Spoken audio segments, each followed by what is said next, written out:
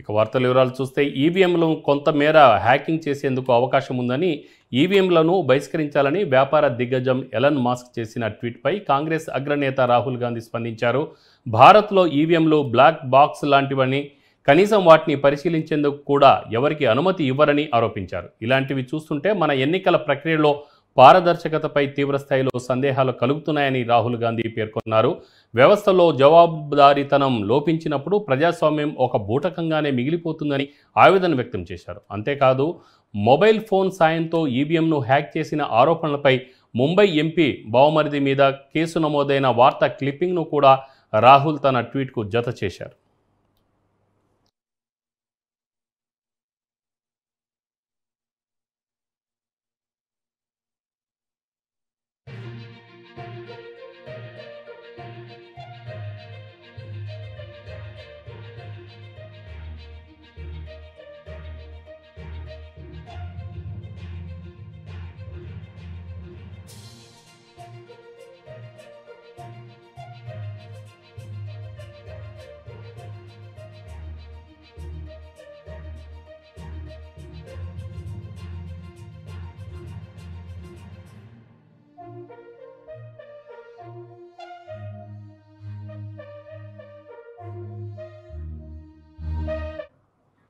ఇక వార్తల వివరాలు చూస్తే ఈవీఎంలను కొంతమేర హ్యాకింగ్ చేసేందుకు అవకాశం ఉందని, ఈవీఎంలను బహిష్కరించాలని వ్యాపార దిగ్గజం ఎలన్ మస్క్ చేసిన ట్వీట్పై కాంగ్రెస్ అగ్రనేత రాహుల్ గాంధీ స్పందించారు.